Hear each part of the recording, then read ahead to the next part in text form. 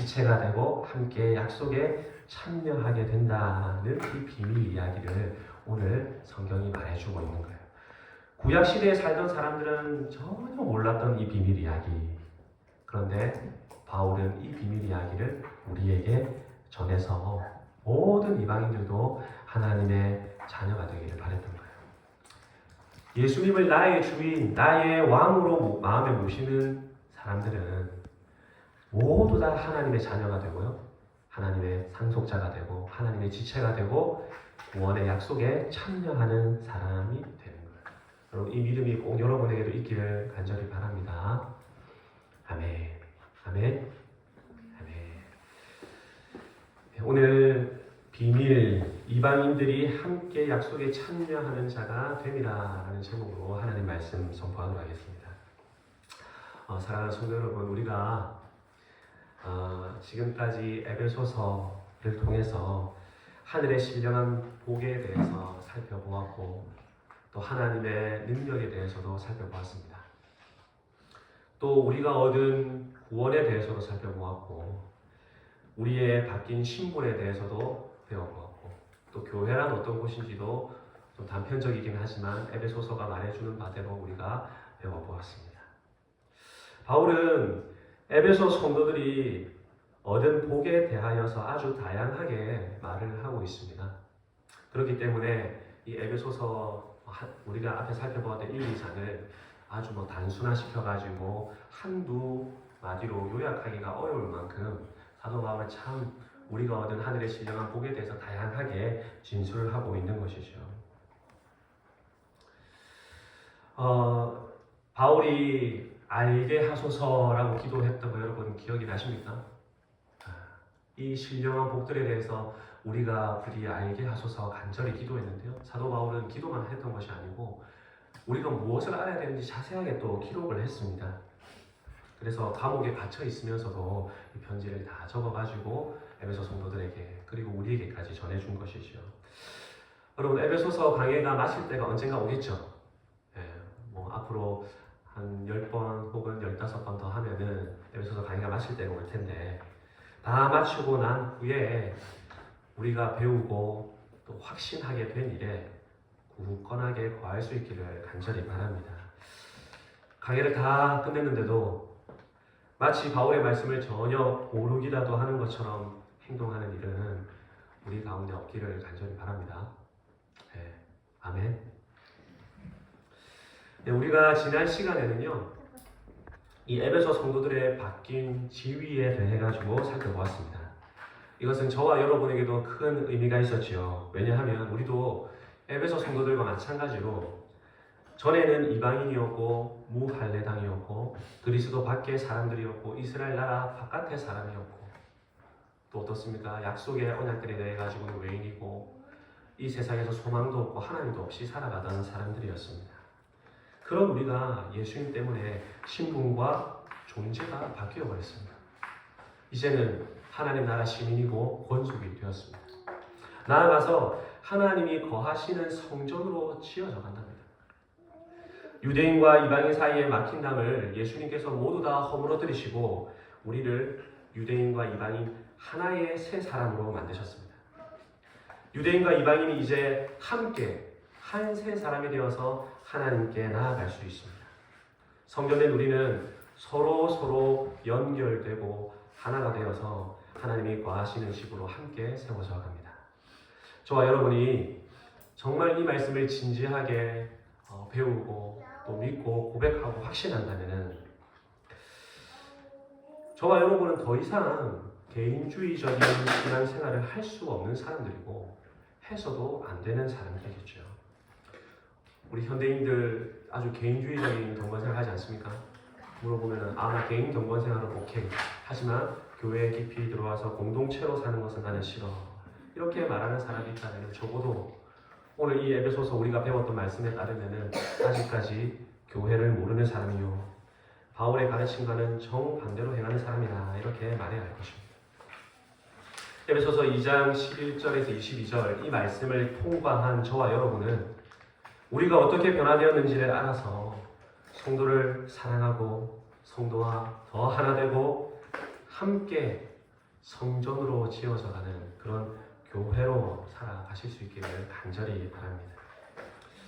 이 에베소서 2장 11절에서 22절의 말씀에 이어가지고 오늘 말씀이 주어지고 있죠. 그런데 오늘 본문 말씀이 좀 독특합니다.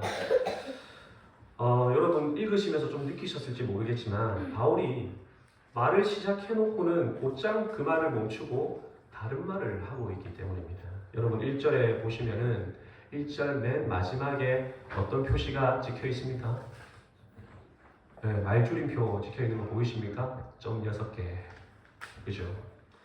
이러함으로 그리스도 예수의 일로 너희 이방을 위하여 갇힌 자 된 나 바울은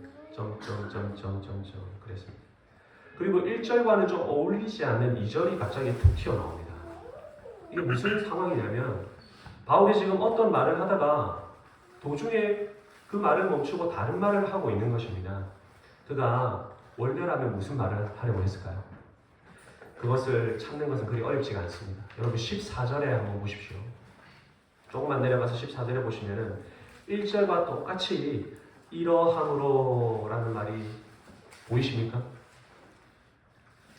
14절에도 이러함으로 내가 되어 있죠. 1절에도 보면은 이러함으로 라는 말이 있죠. 원래라면은 1절에 이어서 곧장 14절의 내용으로 기도하려고 하다가 지금 도중에 잠깐 멈추어가지고 오늘 본문의 말씀을 기록하고 있는 것입니다. 만일에 글짓기 선생님이 이것을 본다면은 분명히 지적받을 만한 사항입니다. 이 형식이 너무 안 좋다. 문체가 왜 이러냐? 바로 지적받을 만한 사항이지만 바울은 지금 뭐 어떤 문화 작품을 걸작품을 남기고자 지금 이걸 쓰고 있는 것이 아니죠. 여러분 바울은 사도이면서 또한 목회자입니다. 목회자의 심정으로 지금 기도를 하다가 갑자기 이 말을 쓰고 있는 것이죠. 원래 하려고 했던 기도로 돌아가기 전에 맨 마지막으로 말하고 있는 13절을 한번 보십시오. 그러므로 너희에게 구하노니 너희를 위한 나의 여러 환난에 대하여 낙심치 말라. 이는 너희의 영광이니라. 우리가 이 상황을 비추어 보면은 사도 바울은 에베소 성도들이 자기가 감옥에 갇혀 있다는 이 이유 때문에 낙심할까봐 그것이 염려가 되어서 2절부터 13절까지의 내용을 띄워놓고 있는 것이죠. 자기가 감옥에 갇혀서 환난을 겪고 있다는 이 사실 때문에 혹여나 낙심할 에베소 성도들을 위해서 내가 분명하게 말을 해줘야 되겠다 하여서 2절부터 12절까지의 내용, 이 말씀을 하고 있는 것입니다. 그래서 어떤 말씀을 하고 있느냐 하면은 두 가지입니다. 첫째는 그리스도의 비밀에 대해서 알려주고 있습니다.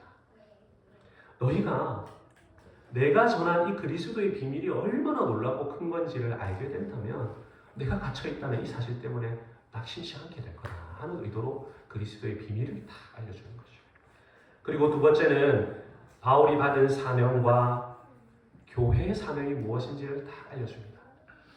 내가 지금 감당하고 있는 이 사명, 또한 교회에 맡겨진 이 사명이 얼마나 크고 놀라운 것인지 너희가 알게 된다면 고난 좀 받고 환난당하고 감옥에 갇힌 이따위 일은 정말 아무것도 아니라는 것을 너희가 알게 될 거다. 위로하는 방식이 좀 독특하죠. 낙심치 않게 하기 위해서 어떤 것으로 위로를 하느냐. 그리스도의 비밀이 얼마나 크고 놀라운지, 또 그 사명을 맡은 나와 교회의 역할이 얼마나 영광스러운지를 다 이야기하고 있다 그 말이죠. 그래서 먼저 그가 이야기하는 그리스도의 비밀에 대해서 우리가 한번 살펴봅시다. 바울은 그리스도의 비밀을 먼저 알려주고 있는데요. 그것을 이 에베소 성도들이 충분히 알고 이해하고 깨달아가지고 그들이 낙심치 않기를 바라고 있습니다. 그가 전한 그리스도의 비밀이란 무엇입니까? 2절부터 4절 한번 보시죠. 너희를 위하여 내게 주신 하나님의 그 은혜의 경륜을 너희가 들었을 터이라. 곧 계시로 내게 비밀을 알게 하신 것은 내가 이미 대강 기록함과 같으니 이것을 읽으면 그리스도의 비밀을 내가 깨달은 것을 너희가 알 수 있으리라. 그랬습니다. 여러분 먼저 2절에 보니까 은혜의 경륜을 너희가 들었을 터이라. 이 은혜의 경륜이라는 말이 나오죠. 여러분 이 경륜이라는 말은요 사실 번역하기가 대단히 어려운 말 중에 하나입니다. 근데 무슨 뜻이냐면은 청지기들이 집안의 사물을 돌본다는 뜻입니다. 청지기들이 집안의 사물을 돌아보고 집안을 잘 운영해 나가는 것처럼 하나님의 그 은혜의 경륜이라는 말은 하나님이 이 세상을 어떻게 운행해 가시고 어떻게 죄인들에게 은혜를 베푸시고자 세상의 역사와 시간을 운영하고 움직여 가시는가 하는 것을 말하는 것이죠. 이 바울이 좀 어렵게 표현을 했죠. 그런데 보시면은 그 은혜의 경륜을 너희가 들었을 터인데 곧 계시로 내게 비밀을 알게 하신 것이다. 그렇게 말하고 있습니다. 그리고 내가 이것을 기록해뒀다 이미. 그래서 너희도 내가 기록한 이것을 읽게 되면은 그리스도의 비밀을 내가 깨달은 것처럼 너희도 똑같이 깨닫고 알 수 있게 될 것이다. 그렇게 말합니다. 그리스도의 비밀을 나처럼 깨닫고 알기 위해서 바울이 지금 내가 기록한 거 있다. 그거 읽어라. 이렇게 이야기를 하고 있는 것이죠. 이미 대강 기록한 내용이 있답니다. 이 대강이란 말 좀 뭐 대충 기록했나 이렇게 생각할 수 있는데요. 여러분 대강이라는 사전적 의미를 보면은 자세한 내용들은 제외하더라도 아주 요점이 되는 것들은 굵게 기록을 했다. 그런 뜻이거든요.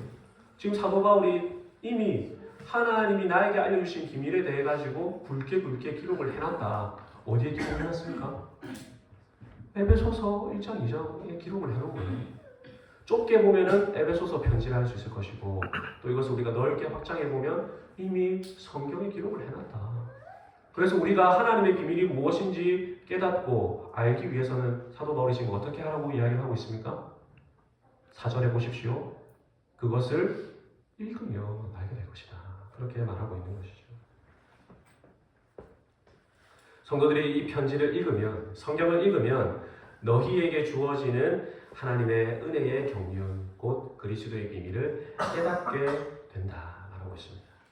그가 말하는 이 그리스도의 비밀이 무엇이냐? 한마디로 하자면은 예수 안에서 이방인들에게도 구원의 복이 주어진다 하는 사실입니다. 여러분, 이 사실은요, 이 바울 당시에 이방 세계에서 살아가는 그 수많은 이방인들에게는 정말 획기적인 소식입니다. 정말 놀라운 소식이죠. 여기 지금 하나님의 비밀 할 때 이 비밀로 번역된 단어가 바로 헬라어로 미스테리온이라는 단어입니다. 여기서 여러분 잘 들어보셨던 미스테리라는 말이 나온 것이죠. 비밀 혹은 신비라고도 번역을 할 수가 있습니다.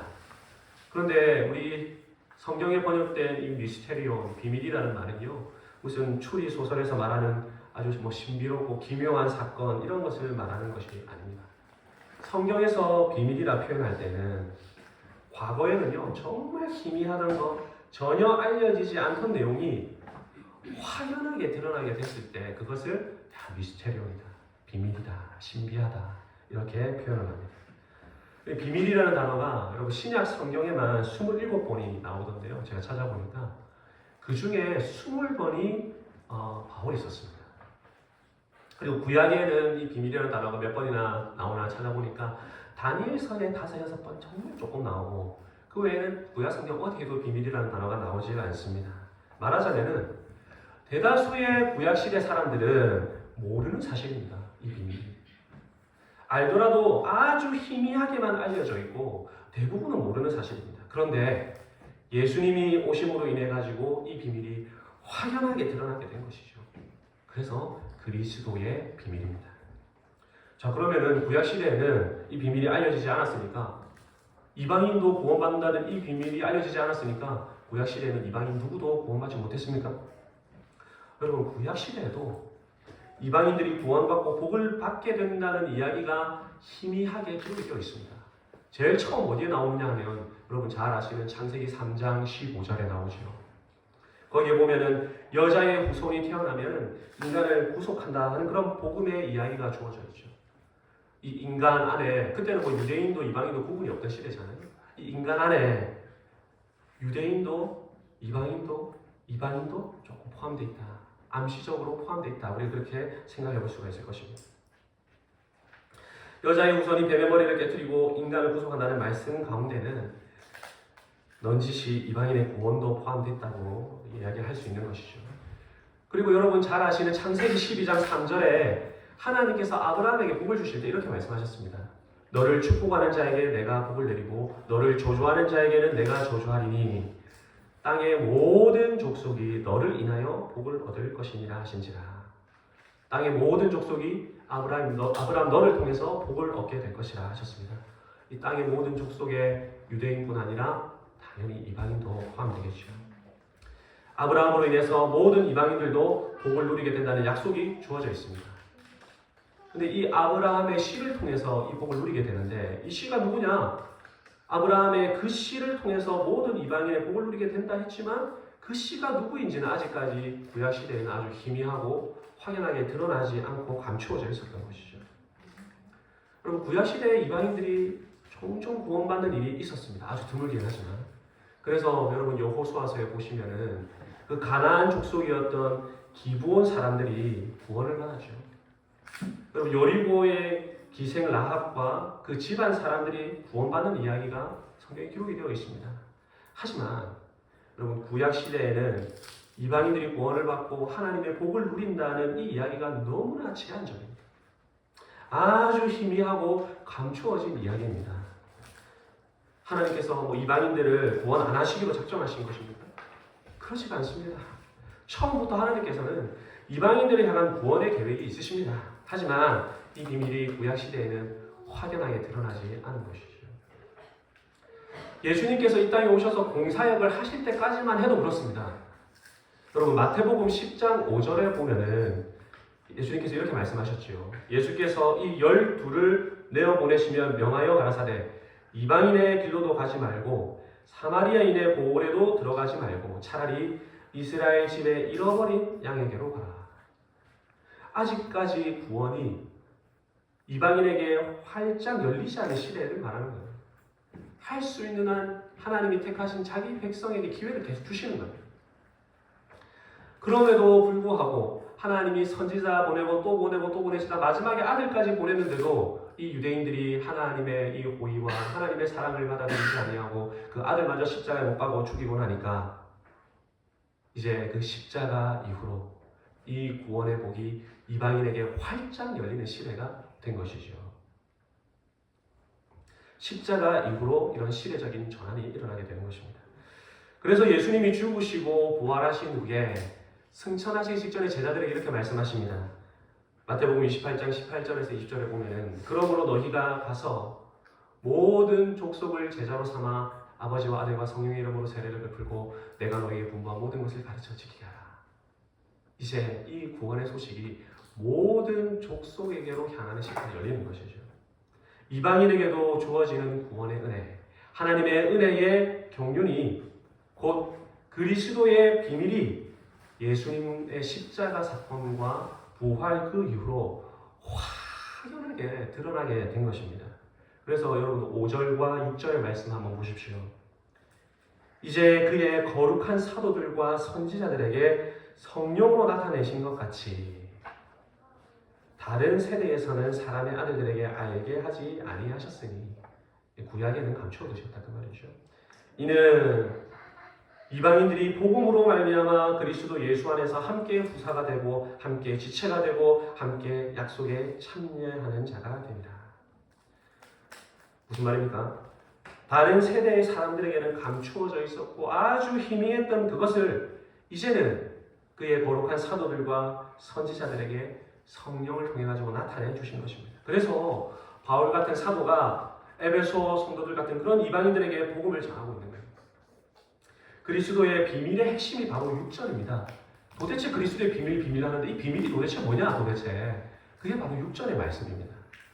이는 이방인들이 복음으로 말미암아 그리스도 예수 안에서 함께 후사가 되고 함께 지체가 되고 함께 약속에 참여하는 자가 됩니다.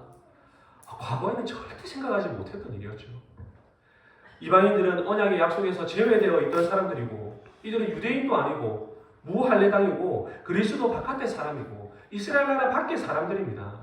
세상에서는 소망도 없고 하나님도 없이 살아가던 사람들이었는데 이 이방인들이 복음으로 말미암아 그리스도 예수 안에서 함께 상속자가 되고 함께 지체가 되고 함께 구원의 약속에 참여하는 자가 되는 이런 시대가 열리게 된 것이죠. 감추었던 이 비밀 예수 그리스도의 십자가와 부활 이후로 활짝 열리게 된 것입니다. 성도 여러분, 여기 지금 이방인이 도대체 누구입니까? 이방인이 동남아 사람, 미국 사람, 일본 사람, 중국 사람, 이들이 이방인입니까? 성경이 말하는 이 이방인에게 이런 복이 주어진다고 이야기할 때 이 이방인은 1차적으로는 에베소 성도들이겠지만 궁극적으로 저와 여러분입니다. 저와 여러분 같은 이방인에게도 예수 안에서 함께 후사가 되고 지체가 되고 약속에 참여하는 자가 되는 이 복이 주어지게 되었다는 것이 바로 예수 그리스도의 비밀이다. 그 말이죠. 유대인이 아니었던 사람, 하나님의 백성이 아니었던 사람들은 다 이방인인데요. 이거는 정말 이방인들이 구원 얻는다, 약속에 참여한다, 후사가 된다. 구약 시대에는 그 누구도 생각해보지도 못했던 일입니다. 심지어 예수님의 공사역 때에도 저와 여러분 같은 사람들은 구원받을 줄 생각도 못하는 일이었습니다. 너무 희미하고 제한적이었기 때문에 대부분이 알지 못했던 일이었습니다. 그런데 나와 같은 이방인에게도 예수 안에서 함께 후사가 되고 함께 지체가 되고 함께 약속에 참여하는 자가 될 수 있다는 이 놀라운 신비, 미스테리움, 비밀, 놀라운 그리스도의 비밀이 지금은 확 드러나게 된 것이죠. 그래서 7절에 보시면은 내가 이 복음을 위하여 그의 능력이 역사하시는 대로 내게 주신 하나님의 은혜의 선물을 따라서 내가 일꾼이 되었노라. 그러니까 뭡니까? 비록 내가 지금 갇혀있고 환난을 당하고 있지만 너희가 낙심할 이유가 하나도 없는 거야. 왜? 이토록 놀라운 그리스도의 비밀 때문에 너희 같은 이방인도 약속에 참여하는 자가 되었고 상속자가 되었고 하나님의 지체가 되지 않았느냐? 너희 같은 이방인들도 복음으로 말미암아서 이런 놀라운 일이 일어나게 되지 않았느냐? 그러니 그 그리스도의 비밀을 생각하면 내가 갇히고 환난 당하는 것은 그거 아무것도 아닌 거야. 낙심할 이유가 없어. 그러니 너희가 낙심치 않기를 바란다. 이렇게 말하고 있는 것이죠. 저와 여러분에게 주어진 이 복이라는 것은요, 구약 시대에는 그 누구도 생각할 수 없었던 일이었습니다. 이방인 중에 이방인이었던 우리 같은 사람이 어떻게 예수 안에서 함께 상속자가 되고 함께 지체가 되고 함께 약속에 참여하는 자가 될 수 있었다는 말입니다. 이 사실을 우리가 온전히 이해하고 바울이 말한 이 편지를 읽고 바울처럼 우리도 깨닫고 알게 된다면은 바울 같은 사람이 이 그리스도의 비밀을 전하다 감옥에 좀 갇혔다고 해서 이거는 낙심할 일이 아니라 오히려 너무 영광스러운 일이다. 너무 감사하다, 고맙다 해야 될 일이다. 여러분 좀 이해가 되시겠습니까? 지금 사도 바울이 에베소 성도들을 혹시나 낙심할까 싶어가지고 기도하는 도중에 지금 이 그리스도의 비밀을 이렇게 이야기하고 있다. 첫 번째로 이야기한 것이 바로 이 그리스도의 비밀이었습니다. 그리고 두 번째는 무엇이냐? 바울이 에베소 성도들이 자기가 갇혀있다는 이 사실 때문에 낙심하지 않기를 바라면서 두 번째로 말을 한 것이 무엇이냐? 그것은 바로 내가 받은 사명과 교회에 주어진 사명을 이야기하고 있습니다. 내가 받은 사명, 그리고 교회에 주어진 이 사명을 너희가 생각한다면은 낙심할 일이 아니다. 이게 그렇게 말하고 있는 것이죠. 8절부터 12절까지의 말씀입니다. 한번 읽어볼까요, 제가? 모든 성도 중에 지극히 작은 자보다 더 작은 나에게 이 은혜를 주신 것은 측량할 수 없는 그리스도의 풍성을 이방인에게 전하게 하시고 영원부터 만물을 창조하신 하나님 속에 감추었던 비밀의 경륜이 어떤 것을 드러내게 하려 하십니다. 이는 이제 교회로 말미암아 하늘에서 정사와 권세들에게 하나님의 각종 지혜를 알게 하려 하심이니 곧 영원부터 우리 주 그리스도 예수 안에서 예정하신 뜻대로 하신 것이라. 우리가 그 안에서 그를 믿음으로 말미암아 담대함과 하나님께 당당히 나아감을 얻으리라. 그랬습니다. 8절부터 12절까지 좀 제가 길게 읽었는데요. 지금 바울이 먼저 자기에게 주어진 사명을 이야기하고 있네요. 그럼 보십시오. 지금 바울이 자기 자신을 정말 심히 낮추면서 표현을 하고 있는데 뭐라고 표현하고 있는지 한번 볼까요? 모든 성도 중에 지극히 작은 자보다 더 작은 나에게 이렇게 이야기하고 있습니다. 여러분 일찍이 고린도 교회 성도들에게 사도 바울이 자신을 이렇게 낮추었던 적이 있습니다. 나는 사도 중에 지극히 작은 자라. 내가 하나님의 교회를 핍박하였으므로 사도라 칭함을 받기에 감당치 못할 자로라 했습니다. 그렇게 말한 적이 있는데요. 거기서는 사도들 중에 지극히 작은 자라 그렇게 사도와 자신을 비교했는데, 근데 오늘 이 말씀에 보니까 모든 성도들 중에 지극히 작은 자보다 더 작은 나에게라고 말하고 있습니다. 자기 자신을 낮출 수 있는 때까지 지금 낮추고 있는 거예요. 말하자면 자신이 그리스도의 비밀을 전하는 이 사명을 맡기에는 전혀 자격이 없는 존재라고 말하고 있는 것입니다. 모든 성도들 중에서 지극히 작은 자보다 더 작은 나에게 지금 이런 사명이 맡겨졌는데, 이거는 정말 내가 감당할 수 없는, 정말 나 같은 자격 없는 자는 할 수 없는 놀라운 사명이 주어진 것이다. 자격 없는 자신에게 이처럼 과분한 사명을 맡기신 하나님의 은혜를 생각한다면 감옥에 갇혀있는 나로 인해서 너희가 낙심할 것이 뭐냐, 그 말을 하고 있는 거죠. 여러분, 바울은요 과거에 예수 그리스도를 회방하고 모욕했습니다. 하나님의 교회를 핍박하고 심지어 진멸하려고 했습니다. 진멸하다, 이거 완전히 다 없애버리는 거거든요. 교회를 다 없애버리려고 했습니다. 그는 복음의 일꾼이 될 사람이 아니고 하나님의 심판을 받아야 되는 사람입니다.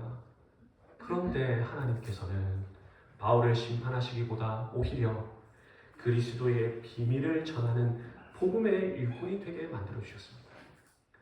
모든 성도 중에 지극히 작은 자보다 더 작은 나에게 이 은혜를 주신 것은 측량할 수 없는 그리스도의 풍성을 이방인들에게 전하게 하시고 영원부터 만물을 창조하신 하나님 속에 감추었던 비밀의 경륜이 없다는 것을 드러내게 하려 하십니다. 이게 바울의 말입니다. 너무 과분한 사명을 주신 거죠. 자격이 없는 자신에게 이처럼 과분한 사명을 맡기신 하나님의 은혜를 생각해보면, 내가 좀 감옥에 갇혀있다고 해서, 원래 심판받았어야 할 내가 감옥에 좀 갇혀있다고 해서 너희가 낙심할 것이 무엇이겠냐, 그 말을 하고 있는 것입니다. 그리고 보니까 사도 바울, 나 자신만 이 비밀을 전하는 사명을 맡았느냐? 그가 그리스도의 비밀을 에베소 교회에 전해줌으로써 어떤 일이 생겼습니까? 여러분 10절에 한번 보십시오. 이는 이제 찾으셨습니까? 이는 이제 교회로 말미암아 하늘에서 정사와 권세들에게 하나님의 각종 지혜를 알게 하려 하심이니 곧 영원부터 우리 주 그리스도 예수 안에서 예정하신 뜻대로 하신 것이라. 교회도 사도 바울처럼 하늘에서 정사와 권세들에게 하나님의 각종 지혜를 알려주는 역할을 하게 되었습니다. 교회도 그리스도의 비밀을 맡은 자가 된 것입니다. 여러분, 여기서 말하고 있는 이 정사와 권세는요, 이 성경 전체에서 난해 구절 중에 하나입니다. 이것을 어떻게 해석해야 될 것인가, 난해 구절 중에 하나인데요. 여기 나오는 이 정사와 권세는 하늘에 있는 악한 영들이라고 생각하는 것이 좋겠습니다. 여러분, 우리가 에베소서 2장 2절에서도 너희가 전에 공중의 권세 잡은 자를 섬겼다 그랬는데요. 그때 이 공중의 권세 잡은 자, 이거 악한 영들을 말하는 것이거든요. 그래서 너희가 불순종의 아들들 가운데 역사하는 영에 사로잡혀가지고 그렇게 세상 풍속을 쫓으며 살지 않았느냐. 그리고 에베소서 6장에도 우리의 씨름은 혈과 육에 대한 것이 아니오 정사와 권세와 이 세상 주관자들과 하늘에 있는 악한 영들에게 대함이라 할 때, 에베소서에는 공통적으로 이 정사와 권세를 부정적이고 악한 영으로 지금 사용하고 있기 때문에, 지금 교회가 하늘에 있는 이 영들에게 하나님의 지혜를 알게 한다 할 때, 이 영은 바로 사탄, 마귀, 귀신, 악한 영들을 가리키는 것으로 보는 것이 합당하겠습니다. 원래 저와 여러분들은요, 불순종의 아들들 가운데 역사하는 영에 사로잡혀 있던 사람들이었습니다. 말하자면 공중 권세 잡은 자의 소유들이었습니다. 사탄, 마귀, 귀신을 섬겼던 이들이었다, 그 말이죠. 물론 우리는 그렇게 생각을 안 하지만, 또 세상 사람들도 내가 지금 사탄을 섬기고 있다 생각하는 사람 아무도 없겠지만, 세상 풍속을 쫓고 육신과 마음에 원하는 대로 행하면서 살아가는 그것이 사탄에게 지배받고 있다는 것이라 성경이 그렇게 이야기를 해주잖아요. 그런데 그리스도의 비밀이 교회에 맡겨지고 교회가 이 그리스도의 비밀을 온 세상 열방에 전함으로 인해 가지고 저 하늘에 있는 악한 영들도 그 소식을 듣고 자기가 소유로 잡고 있던 자기 소유된 사람들을 내어놓아야 되는 상황이 생기는 거죠.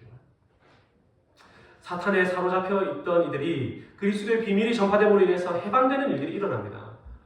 사탄의 입장에서는 자기 소유를 잃어버리는 거예요.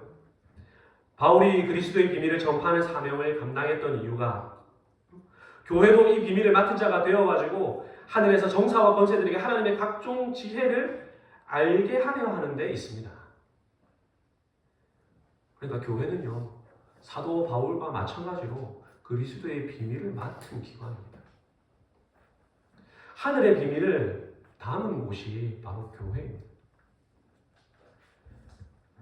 바울 자신의 사명을 생각하고 또 교회를 통해서 이루어질 일을 생각해 본다면은 에베소 성도 너희들 내가 감옥에 좀 갇혀 있다고 그거 낙심할 일이냐? 그것을 넘어서 우리가 이 비밀을 맡은 자로서 이 비밀을 세상에 전파해서 저 악한 영들에게도 하나님의 지혜가 무엇인지를 쩌렁쩌렁하게 알려줘야 되는데 내가 좀 갇혀있다는 이 사실 때문에 너희가 슬퍼할 일이냐? 나에게 주어진 사명과 교회에 주어진 사명을 생각해봐라. 낙심할 일이 아니다. 그렇게 이야기를 하고 있는 것이죠. 그래서 낙심할 것이 아니라 오히려 담대하고 당당해야 된다. 그래서 여러분 12절을 한번 보십시오. 10절부터 12절 제가 한 번에 한번 읽어보겠습니다. 이는 이제 교회로 말미암아 하늘에서 정사와 권세들에게 하나님의 각종 지혜를 알게 하려 하심이니 곧 영원부터 우리 주 그리스도 예수 안에서 예정하신 뜻대로 하신 것이라. 우리가 그 안에서 그를 믿음으로 말미암아 담대함과 하나님께 당당히 나아감을 얻느니라. 내가 감옥에 갇혀 있다고 해서 낙심할 일이냐? 오히려 나나 너나 우리 모두가 그를 믿음으로 말미암아 담대함과 하나님께 당당히 나아감을 얻느니라. 그리고 마지막 13절 보십시오. 그러므로 너희에게 구하노니 너희를 위한 나의 여러 환난에 대하여 낙심치 말라. 이는 너희의 영광이니라. 낙심할 일이 아니고 오히려 너희의 영광이다. 이렇게 말하고 있습니다. 사랑하는 성도 여러분, 오늘 이 말씀은 바울이 감옥에 갇힌 자신 때문에 혹여나 에베소 성도들이 낙심케 될까봐 하던 기도를 잠깐 멈추고 성도들에게 알게 한 말씀입니다. 두 가지를 말씀드렸죠. 첫째는 이방인에게까지 복을 주시는 그리스도의 비밀을 알리는 것이었습니다. 그리고 둘째로 바울 자신과 교회에 주신 사명을 알라 하는 것이었습니다. 오늘 말씀의 핵심 단어 딱 한마디 해보자면 비밀이 되겠죠. 비밀. 조금 더 확장하면 그리스도의 비밀이 되겠습니다. 이방인들이 복음으로 말미암아서 그리스도 예수 안에서 함께 후사가 되고 함께 지체가 되고 함께 약속에 참여하는 자가 된다는 이 놀라운 비밀의 이야기. 저와 여러분은 또 교회는 그리스도의 비밀을 알려주시고 또 우리에게 비밀을 맡겨주신 이 사실을 대단히 자랑스러워해야 하고 영광스럽게 생각할 수 있어야 하는 것입니다. 여러분 고린도전서 4장 1절에 보면은 사람이 마땅히 우리를 그리스도의 일꾼이요 하나님의 비밀을 맡은 자로 여길지니라 그랬습니다. 누가 일꾼이 되느냐? 비밀을 맡은 자가 그리스도의 일꾼이 된다 그래 말했습니다. 디모데전서 3장 9절에 보면은 누가 교회의 직분자가 될 수 있느냐? 깨끗한 양심에 믿음의 비밀을 가진 자라야 할지니 그랬습니다. 믿음의 비밀을 가진 자가 직분자가 될 수 있습니다. 오늘 말씀에서 바울은 너희가 이것을 읽으면 그리스도의 비밀에 대해 내가 깨달은 것을 너희도 알 수 있을 것이다 그랬습니다. 이것을 읽어서 그리스도의 비밀을 나처럼 깨달아 알아라고 이야기를 하고 있습니다. 또한 그리스도의 비밀을 교회에 주신 이유가 무엇이냐? 10절에서 말하는 것처럼 하늘의 악한 영들에게 하나님의 지혜를 전하기 위함이라 그랬습니다. 그러니까 사랑하는 성도 여러분, 우리가 이 비밀 알아야 안 되겠습니까? 우리가 이 비밀을 정말 잘 알고 깨달아서 전해야 하지 않겠습니까?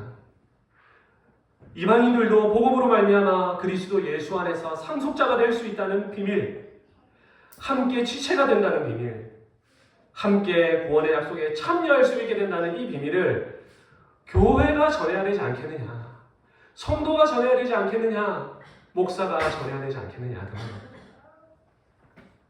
사도 바울은 우리에게 너희가 이것을 읽어서 이 그리스도의 비밀을 너희도 나처럼 깨닫고 알아라, 이렇게 간곡히 이야기를 하고 있는데, 우리 남천한 장로교회 성도 여러분, 또 이 자리에 앉아 계신 모든 성도님들은 무엇을 알기를 기뻐하시면서 이 세상을 살아가십니까? 세상을 살아가면서 도대체 뭘 알려고 그렇게 노력하시고, 무엇을 배우고자 시간을 쓰시고, 또 무엇을 얻으려고 하나님 주신 에너지를 사용하고 계십니까? 바울이 분명하게 이렇게 말합니다. 이것을 읽으면 그리스도의 비밀을 내가 깨달은 것을 너희도 알 수 있을 것이다. 우리가 이 남천한 장로교회, 개척교회, 이 교회를 함께 세우고자 이 자리에 모여 있는데요. 교회는 그리스도의 비밀 가운데 세워지는 곳입니다. 그런데 교회를 세우기 위해서 모인 저와 여러분이 이 비밀 누구보다 잘 알고 깨달아야 되지 않겠습니까? 교회로 모인 저와 여러분이 이방인들도 그리스도 예수 안에서 함께 부사가 되게 하고, 함께 지체가 되게 하고, 함께 약속에 참여하는 자가 되게 한다는 그리스도의 놀라운 비밀을 알고 깨닫고 전파하는 사명 감당할 수 있기를 성부와 성자와 성령의 이름으로 간절히 축원합니다. 아멘. 우리 오늘 말씀 기억하면서 우리 반주에 맞춰서 함께 동성으로 기도하면 좋겠습니다. 하나님, 이 각박한 현대사회에서 내가 도대체 무엇을 알고자 시간을 쏟고 에너지를 쏟고 있습니까? 사도 바울처럼 그리스도의 비밀을 알고 깨닫고 전파하는 자 되게 하여 주시옵소서. 그리스도의 비밀을 맡았다는 이 사실에 영광스럽고 자랑스럽게 여기게 하여 주시옵소서. 오늘 말씀 기억하면서 제 동성으로 같이 기도하겠습니다.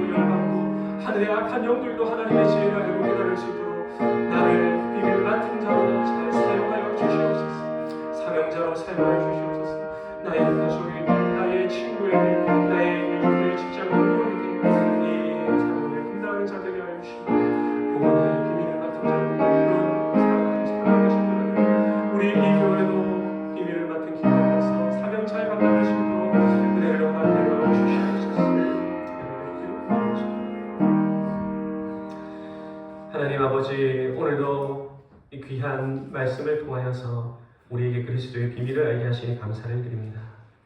우리와 같은 이방인들도 복음으로 말미암아 그리스도 예수 안에서 함께 후사가 되고 함께 지체가 되고 함께 약속에 참여하는 자가 되게 하신 놀라운 은혜를 찬양합니다.